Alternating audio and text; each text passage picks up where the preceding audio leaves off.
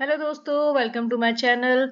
और international relations में 365 of vision IAS ये चल रहा था। हमारा पार्ट 1 इसका कंप्लीट हो चुका है, जिसमें हमने इंडिया चाइना के ट्रेड डेफिसिट के बारे में बात की थी एंड हमने बात की थी इंडिया चाइना बॉर्डर डिस्प्यूट के बारे में। इसके अलावा हमने इंडिया एंड ताइवान के बीच में जो लास्ट ईयर मीटिंग हुई थी उसके बारे में भी हमने बात की, related to the semiconductor facility to provide in India.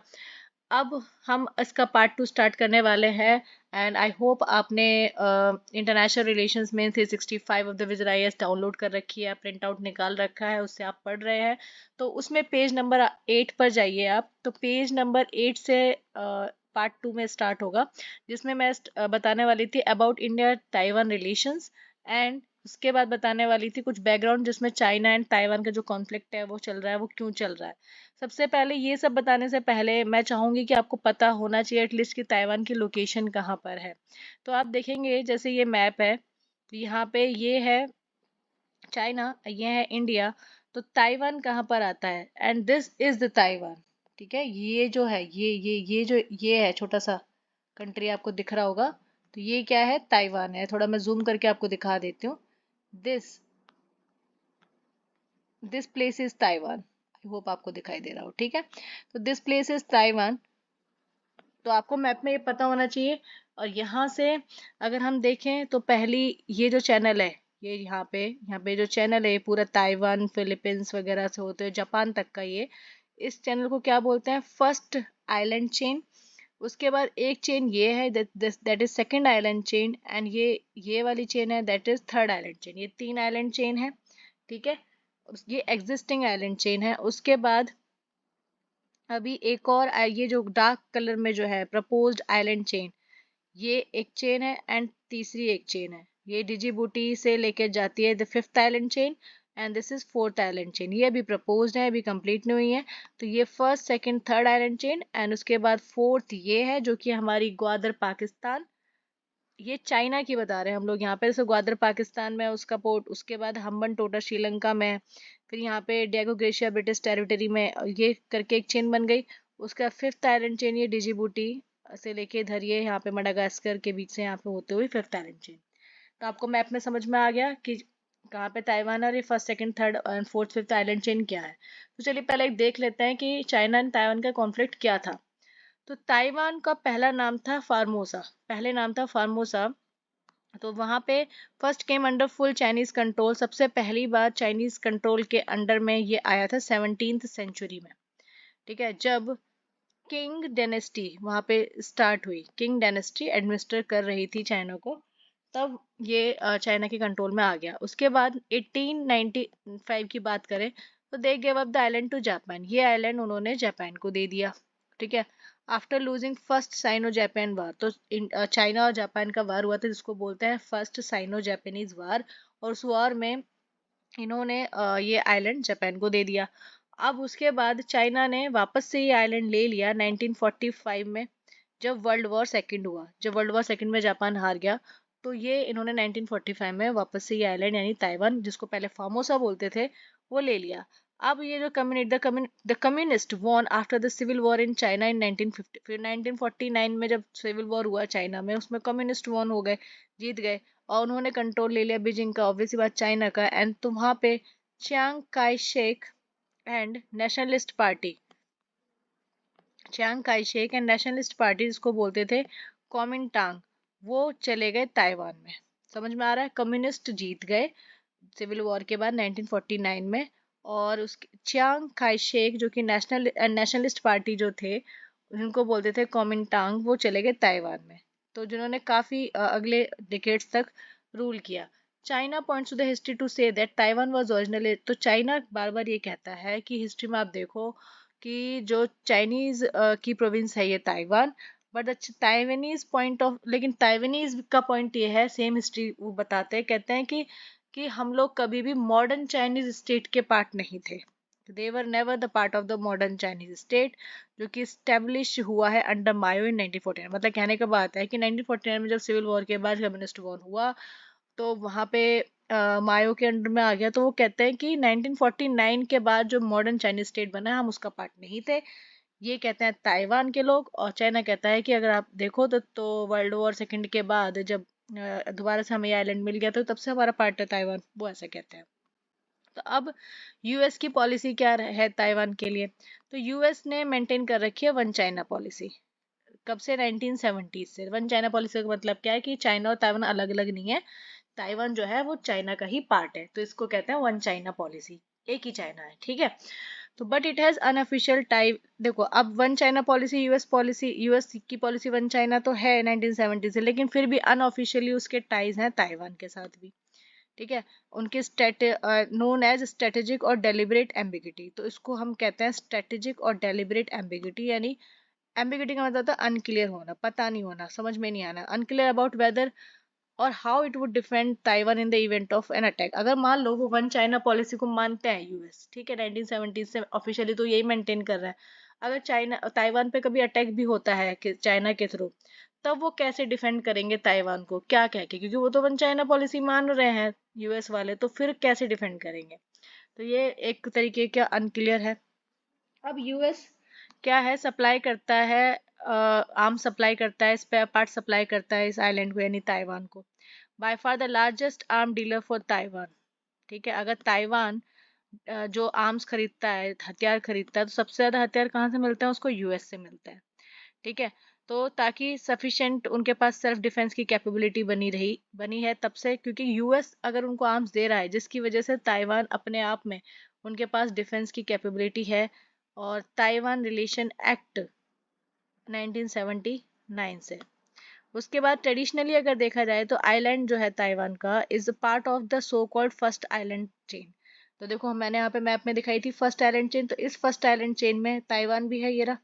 तो फर्स्ट आइलैंड चेन का ये पार्ट है, ठीक है, which includes a list of US friendly territory that are crucial to US. देखो ये जो first island chain, second island chain और ये जो थर्ड आइलैंड चेन है, ये यूएस की फ्रेंडली टेरिटरीज हैं। तो यूएस की फ्रेंडली टेरिटरीज के लिए क्रूशियल है ये ताइवान, क्योंकि फर्स्ट आइलैंड चेन में आ रहा है। ये जो चेन है is the line of defence, एक तरीके की लाइन ऑफ डिफेंस है जो कि सर्व करती है एज अ मैरीटाइम बाउंड्री भी, तो एक तरीके से लाइन ऑफ डिफेंस भी है, और समंदर में इस सी में मैरीटाइम बाउंड्री भी है। कहाँ पे मैरीटाइम बाउंड्री? ईस्ट चाइना सी है यहाँ पे, और यहाँ पे फिलीपींस सी है फिलीपींस के पास, और यहाँ पे नीचे क्या है? South China. तो ईस्ट चाइना सी, साउथ चाइना सी और फिलीपींस सी एंड सुलू सी, इनके बीच की क्या है? ये बाउंड्री है एक तरीके से, ठीक है, ये जो चेन है। तो it is a part of the island chain strategy. अब ये जो चेन बनाई है फर्स्ट सेकंड थर्ड, ये जो चेन बनाई है, जो आइलैंड चेन स्ट्रेटेजी है किसकी? ये है यूएस की। और इन्होंने कब स्टार्ट की है? 1951 से, एक तरीके से मैरीटाइम बॉर्डर बनाने के लिए और एक डिफेंस लाइन बनाने के लिए, ठीक है। और ये किस लिए बनाई थी इन्होंने? एक तो यूएसएसआर के लिए, तो ये यूएसएसआर जो था सोवियत यूनियन रशिया का, तो उसके लिए और चाइना के लिए, तो इन दोनों के अगेंस्ट में इन्होंने ये आइलैंड पॉलिसीज बनाई हैं, ठीक है। नेक्स्ट ये समझ में आ गया कि ताइवान और चाइना का क्या कॉन्फ्लिक्ट है। अब इसके बाद इंडिया ताइवान के रिलेशंस की बात करें हम। इंडिया भी फॉलो करता है वन चाइना पॉलिसी। आपको बता दिया वन चाइना पॉलिसी क्या है, कि Taiwan is a part of the China ऐसा माना जाता है, and has not provided any formal, लेकिन हमने कभी भी कोई फॉर्मल डिप्लोमेटिक रिकॉग्निशन नहीं दिया है ताइवान को। और Republic of China, Taiwan Taiwan को रिपब्लिक ऑफ चाइना भी बोलते हैं, इसको हमने कोई भी डिप्लोमेटिक रिकॉग्निशन नहीं दिया है कि अलग कंट्री ऐसा करके। वन चाइना पॉलिसी का मतलब हमने आपको बता दिया कि ओनली वन चाइनीज गवर्नमेंट है, ठीक है, as opposed to separate Chinese state.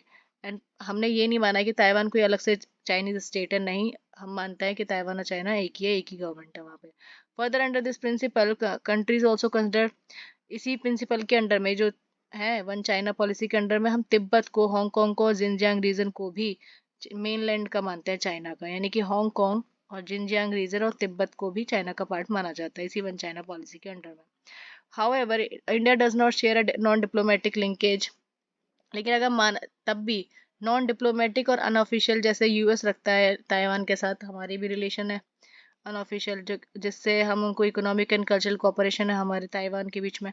Since 2010 India ने वन चाइना पॉलिसी यूज करना भी बंद कर दिया है, टर्म को यूज करना ही बंद कर दिया है। ठीक है, रिसेंट डेवलपमेंट में देखें तो इंडिया ने एक साइन किया है डबल टैक्सेशन अवॉइडेंस एग्रीमेंट और एक बायलेटरल इन्वेस्टमेंट ट्रीटी साइन कर दी ताइवान के साथ। ठीक है, डबल टैक्सेशन अवॉइडेंस का मतलब ये होगा कि एक कंपनी दोनों जगह टैक्स नहीं देगी। और बायलेटरल इन्वेस्टमेंट ट्रीटी भी ताइवान के साथ साइन कर ली। 2018 में हमने एक पार्लियामेंट्री कमेटी बनाई है जो कि रिकमेंड करती है कि किस तरीके से इंडिया ताइवान का रिलेशन स्ट्रेंथन हो सके, ताकि हम फुल पोटेंशियल टैप कर सके वहाँ से। और वेदांता एंड फॉक्सकॉन ताइवान करके उन्होंने एमओयू भी साइन किया कि गुजरात में एक सेमीकंडक्टर चिप मैन्युफैक्चरिंग प्लांट बनाएंगे गुजरात में। खैर अभी ये जो एमओयू हुआ है तो रीसेंट डेवलपमेंट में तो यही आया है कि ये एमओयू एक तरीके से अब नहीं होगा। आगे अभी चल रही है बात, उन्होंने डिनाई कर दिया, लेकिन हाँ ये एमओयू हुआ था वेदांता एंड फॉक्सकॉन का कि सेमीकंडक्टर चिप मैन्युफैक्चरिंग प्लांट बनाएंगे गुजरात में। तो आप देख रहे हो कि ताइवान के साथ हमारे रिलेशंस रिसेंटली ये हुए हैं, और हम वन चाइना पॉलिसी टर्म भी यूज करना बंद कर दिया 2010 से। लेकिन हमारी भी वन चाइना पॉलिसी थी, अनऑफिशियल लिंकेज तब भी थे, ठीक है, तब भी है। अब आगे बात करते हैं हम नेक्स्ट इंडिया बांग्लादेश रिलेशंस की। तो इंडिया बांग्लादेश रिलेशन, पहले ट्रेड वगैरह हम देख लेते हैं क्या है। यूनिक रिलेशन है सबसे बड़ी बात। ठीक है, अब बांग्लादेश तो हमारा ही पार्ट रहा है। ठीक है, कॉमन हिस्ट्री रही है हमारी, ऑब्वियस ही बात है यार, बांग्लादेश बंगाल का ही पार्ट था। और 1947 के पार्टीशन तक तो पाकिस्तान कह लो चाहे इंडिया कह लो चाहे बांग्लादेश, हमारी तो कॉमन हिस्ट्री रही है। लैंग्वेज कल्चर वगैरह सब कॉमन है। ठीक है, अब हम बात करते हैं हमारे ट्रेड कितना है। बायलेटरल ट्रेड हमारा कितना है, ज़्यादा नहीं है, $18.2 बिलियन है। ठीक है, उसके बाद बांग्लादेश जो है, Bangladesh is the largest trading partner of India in south. अगर साउथ एशिया में जितनी भी कंट्रीज है उनके साथ जो हम ट्रेड करते हैं उनमें सबसे ज़्यादा हम ट्रेड किसके साथ करते हैं, बांग्लादेश के साथ। समझ रहे हो, तो लार्जेस्ट ट्रेडिंग पार्टनर बांग्लादेश है इंडिया के लिए, कहाँ पे, साउथ एशिया में अगर देखें तो। बांग्लादेश जो है is biggest beneficiary of line of credit. तो लाइन ऑफ क्रेडिट बांग्लादेश के साथ जो हमारी लाइन है, जो बॉर्डर है, उसको हम कहते हैं लाइन ऑफ क्रेडिट। तो sorry sorry sorry line of credit एक तरीके से लोन की बात करते हैं। तो इंडिया की तरफ से जो भी हम क्रेडिट प्रोवाइड करते हैं बांग्लादेश को, उनमें सबसे ज़्यादा बेनिफिशियरी बांग्लादेश ही है। अब हम बात करते हैं आगे areas of corporation. Areas of corporation की बात करें तो डिफेंस एंड सिक्योरिटी में हमारा कॉपरेशन है। ठीक है, मिलिट्री एक्सरसाइजेज होती है हमारी, मतलब वो कंट्री की मिलिट्री हमारी कंट्री की मिलिट्री मिलके कई सारे एक्सरसाइज करते थे, उनमें कौन सी है याद रख लो, मेन मेन जैसे मिलान एंड संप्रति, ये दो मिलिट्री एक्सरसाइज होती हैं। इंटेलिजेंस की शेयरिंग भी होती है, इंफॉर्मेशन शेयरिंग होती है। इंडिया सप्लाई करती है मिलिट्री इक्विपमेंट्स, टेक्नोलॉजी भी सप्लाई करती है, एंड इंश्योर करती है कि हमारी जो नॉर्थ ईस्ट रीजन है, जो कि पूरा बॉर्डर एरिया बांग्लादेश का नॉर्थ ईस्ट रीजन से घिरा हुआ है, तो फिर वहाँ पे सिक्योरिटी मेंटेन रहे। ट्रेडिशनल सेक्टर्स में जैसे टूरिज्म में, हेल्थ केयर में, एजुकेशन वगैरह में भी टेक्नोलॉजी वगैरह ट्रांसफर होती है। उसके बाद फॉरेन पॉलिसी क्या, बांग्लादेश जो है वो हमारा जो नेबरहुड फर्स्ट और एक्ट ईस्ट पॉलिसीज जो है हमारी, neighbourhood first act east policy में सबसे मेन जो सेंटर है वो बांग्लादेश ही है, कि बांग्लादेश के साथ मेनली वही है। और भी हैं बाकी सारे, मेन वही है, सेंटर वही है। मल्टीलेटरल कोऑपरेशन जैसे सार्क, बिम्स्टेक, आईओआरए, इन सब में इंडिया और बांग्लादेश दोनों हैं। अब बॉर्डर मैनेजमेंट की बात करें तो लैंड बाउंड्री एग्रीमेंट हमने 2015 में किया, और डेलिमिटेशन ऑफ मैरीटाइम बाउंड्री 2014, ये दो हमने बॉर्डर मैनेजमेंट कर रखे हैं। गवर्नेंस एंड कल्चर टाइज की बात करें तो Indian council of culture relation offer करता है स्कॉलरशिप उन स्टूडेंट्स को जो बांग्लादेश से आता है, तो हम लोग स्कॉलरशिप प्रोवाइड करते हैं। हमारे मल्टीलेटरल कोऑपरेशन भी है, फॉरेन पॉलिसीज भी है, जैसे कि neighbourhood first and act east policies. तो आपको जब नोट्स बनाओ तो आप बस इतना याद रखना कि neighbourhood first and act east policies याद रहेगा, ट्रेडिशनल सेक्टर्स याद रहेंगे, डिफेंस एंड सिक्योरिटी में हमारी military exercise, intelligence sharing, technology equipments वगैरह सब देना। चैलेंजेस क्या है, देखो दो नदियां हैं जो कि शेयर होती हैं, तो Teesta and Barak river India and Bangladesh से शेयर होती है, इसका काफ़ी ज़्यादा चलता है। उसके बाद इंक्रीजिंग चाइना के इंटरफेरेंस काफ़ी बढ़ रहा है। एफडीआई क्या करता है, फॉरेन डायरेक्ट इन्वेस्टमेंट के थ्रू और अपने इंफ्रास्ट्रक्चर ऑफर्स के थ्रू बांग्लादेश में इन्वेस्ट कर रहा है चाइना। इसके अलावा देखो सबसे मेन तो यही है कि इलीगल बांग्लादेशी और रोहिंग्या काफ़ी सारे हमारे इंडिया में आते हैं, जिसकी वजह से इंटरनल सिक्योरिटी पर बड़ा थ्रेट बना रहता है। पोरस बॉर्डर है तो इलीगल एक्टिविटीज़ भी होती हैं, जैसे स्मगलिंग वगैरह ये सब होती हैं। मतलब ह्यूमन ट्रैफिकिंग होती है, ड्रग ट्रैफिकिंग, ड्रग स्मगलिंग वगैरह ये सब चीज़ें होती रहती हैं। तो ये ठीक है, तो इलीगल एक्टिविटीज़ होती हैं, बांग्लादेशी रोहिंग्या के इलीगल इमिग्रेंट्स आते हैं, चाइनीज़ इंटरफेयर कर रहा है उस रीजन में। अब बात करते हैं राइजिंग रेडिकलाइजेशन। तो जैसे अगर माइनॉरिटीज़ का इल ट्रीटमेंट होता है वहाँ पे, मतलब बांग्लादेश में जो माइनॉरिटीज़ हैं मेनली हिंदू, उनका इल ट्रीटमेंट होता है बांग्लादेश में, और जिसकी वजह से वहाँ पे ठीक है, और उसके बाद वो भी है दूसरा, अगर माइनॉरिटीज़ का यहाँ पे भी होगा, जैसे मान लो मुस्लिम्स का या कोई अदर है जो माइनॉरिटी, तो इससे रेडिकल ग्रुप्स बन जाते हैं। जैसे एक रेडिकल ग्रुप बना हुआ है हरकत अल जिहाद अल इस्लामी बांग्लादेश में।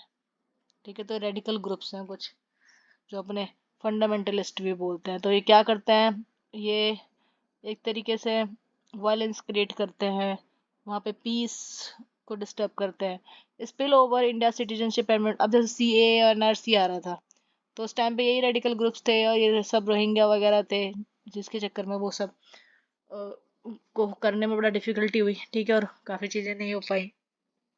अब बात करते हैं, तो सी स्टेप्स टेकन तो क्या लिए हैं हम भैया बांग्लादेश के साथ रिलेशन अच्छे करने के, तो ट्रेड बढ़ाया है हमने। क्या करा है, कस्टम कम कर दिया। ठीक है, इमिग्रेशन डॉक्यूमेंट्स का भी, जो ज़्यादा ज़्यादा हम डॉक्यूमेंट्स लेते थे कि कोई इंसान आता था, तो वो भी कम कर दिए हैं। Land custom stations and border haat भी कम कर दिए। ये सब चीज़ें कम करके हमने क्या करा है, ट्रेड को बढ़ाया है। ठीक है, उसके बाद अब डेवलपमेंट करें कॉपरेशन, तो इंडिया बांग्लादेश फ्रेंडशिप पाइपलाइन बन रही है एक, एक अखौरा अगरतला रेल लिंक, तो कह सकते हो आप, देखो पाइपलाइन बनाई जा रही है। हम भी वहाँ पे इंफ्रास्ट्रक्चर डेवलप कर रहे हैं, पाइपलाइन, रेल लिंक। ठीक है, nuclear power plant, Rooppur nuclear power plant, ये बहुत इंपॉर्टेंट है। क्यों? क्योंकि सिर्फ इसमें इंडिया ही नहीं इन्वेस्ट कर रहा है, इसमें इंडिया एंड रशिया मिलके बांग्लादेश में इन्वेस्ट कर रहा है। तो रूपपुर न्यूक्लियर पावर प्लांट आप याद रखेंगे। ठीक है, उसके बाद अखौरा अगरतला रेल लिंक हो गया और फ्रेंडशिप पाइपलाइन होगी। कनेक्टिविटी इंप्रूव कैसे कर रहे हैं हम लोगों ने, क्या करा, इनलैंड वाटर ट्रांजिट बनाए हैं, ट्रेड बनाए, और कई सारे ब्रिजेस बनाए, जैसे इसमें से एक फैनी ब्रिज है, तो फैनी ब्रिज बनाए हैं और inland water transit and trade बनाया। उसके उसके प्रोटोकॉल्स बनाए। उसके बाद India's assistance during Covid pandemic आया, तो हमने काफ़ी ज़्यादा असिस्ट किया था उनको। हमने रिवर डिस्प्यूट को भी रिजॉल्व कर लिया, जैसे एक एमओआई साइन हुआ तो 2019 में, ये काफ़ी न्यूज़ मेरा फैनी रिवर वाटर शेयरिंग को लेके। अब हम बात करते हैं आगे की, क्या क्या और क्या किया जा सकता है। सबसे पहले बात देखो, मेन चीज़ है कि जो इमिग्रेशन होता है क्रॉस बॉर्डर, उसका मैनेजमेंट किया जाए और इसको ग्रास रूट लेवल से डिजिटलाइज किया जाए कि सबकी इन्फॉर्मेशन रहे कि कौन आ रहा है। वाटर रिसोर्सेज को मैनेज किया जाए। ठीक है, इसके अलावा पीपल टू पीपल इंटरेक्शन को एनकरेज किया जाए ताकि रेडिकलाइजेशन ना हो। और एक्सपीडिंग प्रोजेक्ट्स, जैसे हमें ज़्यादा से ज़्यादा और प्रोजेक्ट्स करने चाहिए, मैत्री सुपर थर्मल पावर प्रोजेक्ट जैसे। उसके अलावा ऑपरेशनलाइजिंग द एग्रीमेंट, जो भी हम एग्रीमेंट करते हैं उनको ऑपरेशन में भी लाया जाए। जैसे यूज़ करें चाटोग्राम एंड मोंगला पोर्ट का फॉर ट्रांसशिपमेंट ऑफ गुड्स। अब चाटोग्राम एंड मोंगला पोर्ट जो है वो बन रहा है, तो उसका यूज़ भी तो करना चाहिए एक गुड्स के ट्रांसपोर्ट के लिए from north east of India. ठीक है, तो ऑपरेशनलाइजेशन करना एग्रीमेंट का, और भी प्रोजेक्ट्स बनाने, ये सब चीज़ें।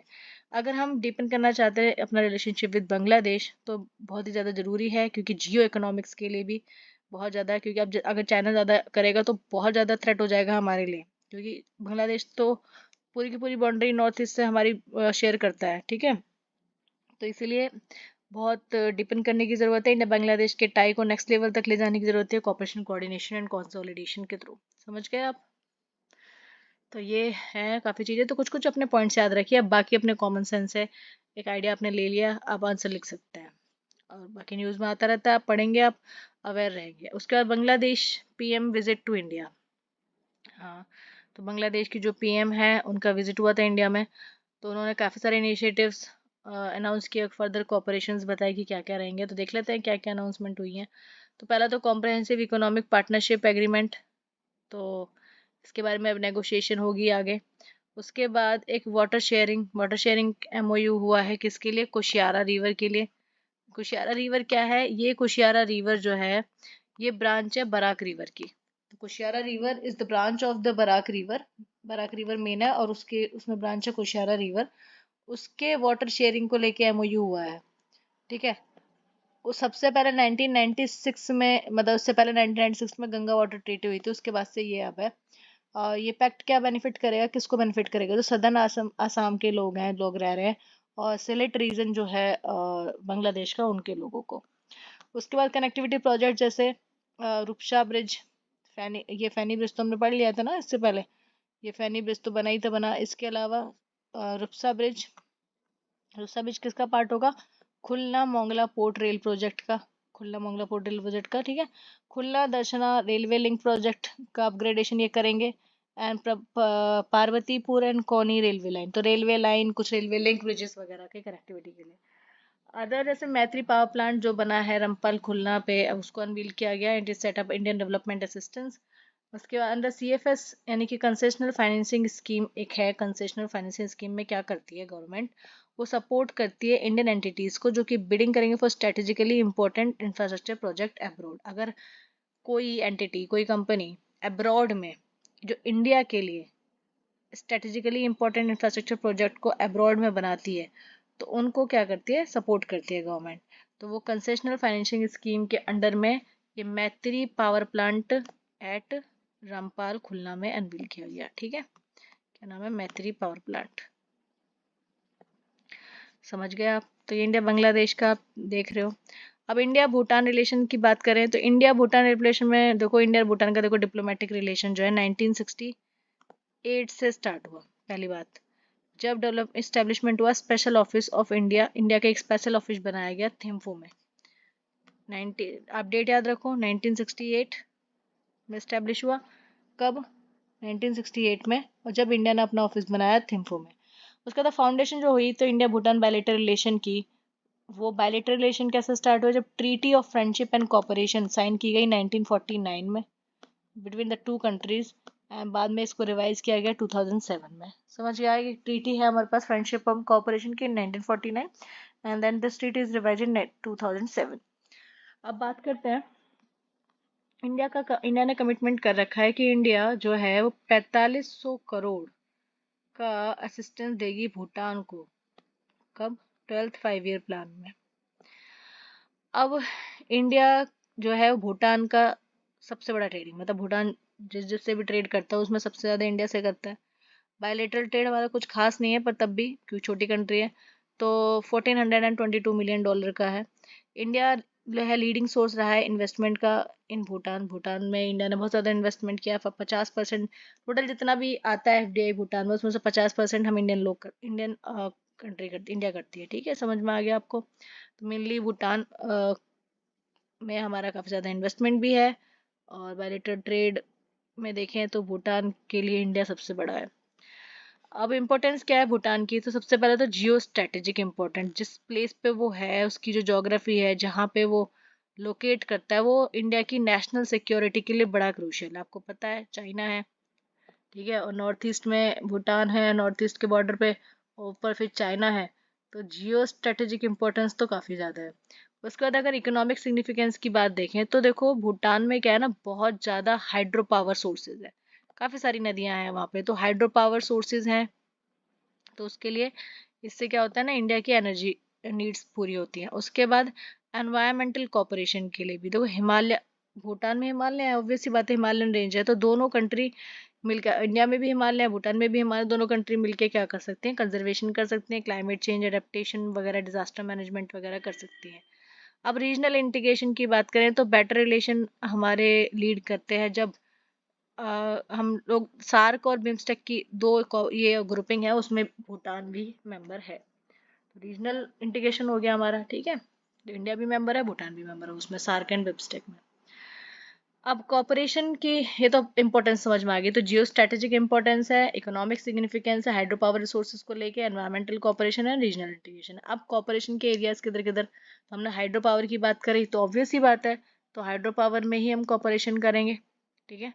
उसके बाद अगर हम बात करें कल्चर रिलेशन की, तो ये तो बहुत इंपॉर्टेंट है। बुद्धिज्म कनेक्ट करता है दोनों कंट्रीज की आइडियोलॉजी को। इंडिया भूटान फाउंडेशन स्टैब्लिश 2003 में, जो कि स्टैब्लिश करती है people to people exchange in the cultural field. Security की बात की थी हमने सबसे स्टार्टिंग में, तो सिक्योरिटी को देखो, इंडियन मिलिट्री ट्रेनिंग टीम जो है IMTRAT, वो परमानेंटली बेस्ड रहती है वेस्टर्न भूटान में और असिस्ट करती है भूटान की आर्मी को, और ट्रेन भी करती है, ठीक है। तो इंडियन मिलिट्री ही वहाँ पे ट्रेनिंग दे रही है भूटान की रॉयल आर्मी को। इंडिया का बॉर्डर रोड ऑर्गेनाइजेशन जो है हैज बिल्ड द मेजोरिटी, देखो हमारी जो बॉर्डर पे रोड बनाने वाली जो ऑर्गेनाइजेशन है इंडिया की, उसने ही majority of the roads Bhutan में बनाए हैं। और प्रोजेक्ट का बस नाम है, आप याद रखो, डंटक, ठीक है, डंटक हो गया। तो उनकी आर्मी को ट्रेनिंग दे रहे हैं, डंटक प्रोजेक्ट के अंडर में रोड्स बना रहे हैं। बुद्धिज्म तो है ही मेन कनेक्शन, उसके अलावा हाइड्रो पावर प्रोजेक्ट्स हो गए। अब चैलेंजेस क्या हैं हमारे रिलेशंस को इम्प्रूव करने के, तो चाइना की प्रेजेंस ये तो रहेगी ही रहेगी। बांग्लादेश के लिए चाइना का प्रेजेंस का चैलेंजेस था, तो ये तो है ही, क्योंकि चाइना बॉर्डर डिस्प्यूट जो है चाइना के साथ है डोकलाम, कौन सा रीजन याद रखो, डोकलाम रीजन, ठीक है। उसके बाद हाइड्रो पावर ट्रेड के लिए भी इशूज, इंडिया ने पास चेंजेस किए थे पावर परचेजिंग पॉलिसी में, and refusal to admit Bhutan into the national power grid etcetera have created the rift. अब देखो, नेशनल पावर ग्रिड में हमने भूटान को एडमिट करने से रिफ्यूज कर दिया, कुछ चेंजेस करे पॉलिसीज में, जिसकी वजह से थोड़े रिफ्ट बढ़े हैं, मतलब थोड़ी खटास आई है रिलेशनशिप में। Hide out of the militants, militants जो के जो आउटफिट्स हैं like United Liberation Front of Assam और National Democratic Front of Bodos etcetera uses Bhutan for hide out. ठीक है। बात क्या मिलिटेंट्स जो है ना, मिलिटेंट्स कौन, मिलिटेंट जो लोग वहाँ पे दंगे वगैरह कराते हैं, जैसे जिनको अपनी सरकार चाहिए, जैसे यूनाइटेड लिबरेशन फ्रंट असम में है, national Democratic Front of Bodos, ये लोग कहाँ पे छुप जाते हैं, भूटान में जाके छुप जाते हैं। ठीक है। BBIN इनिशिएटिव क्या है, Bangladesh Bhutan India Nepal motor vehicle agreement हुआ, जिसकी वजह से इज ऑन होल्ड, ये होल्ड पर है भूटान में ड्यू टू एनवायरमेंटल कंसर्न। एक मोटर व्हीकल एग्रीमेंट हुआ इंडिया बांग्लादेश भूटान इंडिया नेपाल, लेकिन भूटान ने अभी तक होल्ड पर रख रखा है। एक्सेस टू ट्रेड, भूटान जो है डाइवर्सिफाइंग इट्स, अपना मार्केट डाइवर्सिफाई कर रहा है, अब वो ट्रेड एग्रीमेंट कर रहा है बांग्लादेश के साथ भी, प्रेफरेंशियल ट्रेड एग्रीमेंट, समझ रहे हो आप। अब आगे बात करते हैं way forward, initiating trialogue with China. तो हमें क्या करना चाहिए ना, ट्रायलॉग करना चाहिए। ट्रायलॉग मतलब जैसे इसमें चाइना भूटान इंडिया, ठीक है, कम्युनिकेशन चैनल ओपन करें जिससे मिनिमाइज की जा सके बॉर्डर डिस्प्यूट्स को। Diversifying economic engagement, economic engagement को डाइवर्सिफाई किया जाए, मतलब हम और भी वहाँ पे जो फील्ड है, जैसे फिनटेक हो गया, स्पेस टेक, बायोटेक वगैरह, इन सब में भी उस कंट्री में इन्वेस्ट करें जिससे हमारे और स्ट्रॉन्गर पार्टनरशिप हो। क्योंकि अभी जो हम ट्रेड कर रहे हैं, अगर उस ट्रेड करों ने अल्टरनेटिव ढूंढ लिया, किसी और मार्केट से लेने लगे, तो हमारी तो डिपेंडेंसी खत्म हो जाएगी, है ना। Improving people to people ties improve करने चाहिए, बुद्धिज्म सबसे स्ट्रॉन्ग पॉइंट है, और टूरिस्ट एक्टिविटीज़ के थ्रू हमें सॉफ्ट डिप्लोमेसी यूज़ करके वहाँ पे ये इम्प्रूव करना चाहिए। सिक्योरिटी मेजर्स को अगर बात करें तो हमें एक कॉन्टैक्ट पॉइंट स्टैब्लिश करने चाहिए बिटवीन द कंट्रीज, और रियल टाइम शेयरिंग होनी चाहिए इन्फॉर्मेशन की अगर क्रिमिनल मैटर है, और कुछ स्टैंडर्ड ऑपरेटिंग प्रोसीजर लाने पड़ेंगे इंडो भूटान बॉर्डर पर। तो इंडिया जो है बिगर कंट्री ओज मोर, इंडिया बड़ी कंट्री है, भूटान एक छोटी कंट्री है, तो हमारी रिस्पॉन्सिबिलिटी ज़्यादा बनती है उनके ऊपर, ताकि हमारे रिलेशन अच्छे बने रहें। ठीक है, आप समझ गए। अब भूटान जो है के जो किंग है वो रिसेंटली विजिट किए इंडिया में, तो इसलिए इंडिया भूटान रिलेशन इंपॉर्टेंट हो जाता है। तो किंग जो है भूटान के वो विजिट किए इंडिया में to strengthen the bilateral relation, हमारे कंट्री और उनके कंट्री के बीच के बायलैटरल रिलेशन को स्ट्रेंथन करने के लिए। तो उसके की आउटकम क्या रहे वो भी देख लेते हैं। तो सपोर्ट क्या होगा भूटान को, एडिशनल एक स्टैंड बाय क्रेडिट फैसिलिटी दी जाएगी, स्टैंड बाय क्रेडिट फैसिलिटी 5 साल के लिए। ठीक है।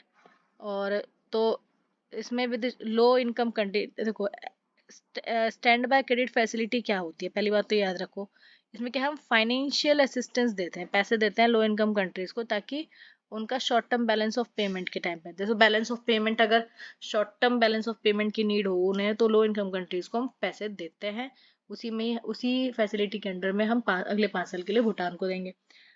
हाइड्रो पावर प्रोजेक्ट के बारे में, पावर प्लांट के बारे में डिस्कशन हुआ, भूटान में कहाँ कहाँ पे, जैसे मंगडेचू, छुका, बसुचू एंड संकोच प्रोजेक्ट एटसेट्रा।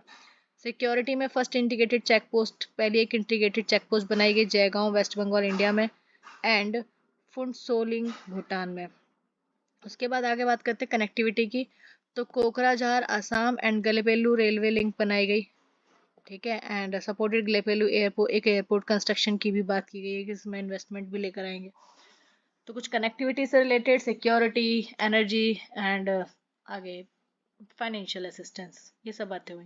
इंडिया नेपाल के रिलेशन की बात करें तो मेरे हिसाब से अब इंडिया यहाँ पे आधे घंटे की वीडियो हो गई है, तो उसको ख़त्म करते हैं, अगले उसमें करते हैं इंडिया नेपाल रिलेशंस, क्योंकि काफ़ी बड़ा हो जाता है। देखो इंडिया नेपाल रिलेशंस करेंगे, उसके बाद जाके ये IWT होगा। आई थिंक मुझे अपनी स्पीड बढ़ा देनी चाहिए ताकि आपको जल्दी से जल्दी समझ में आए, जल्दी से जल्दी टॉपिक क्लियर हो, लेकिन ज़्यादा नहीं है, अगर आप ध्यान से एक बार सुन लोगे और एक बार खुद से भी रीड कर लोगे तो आपके ये टॉपिक्स क्लियर हो जाएंगे। आई होप आपको ये वीडियो अच्छा लगा हो लाइक कीजिएगा एंड सब्सक्राइब कीजिएगा, अगली वीडियो जल्दी आएगी।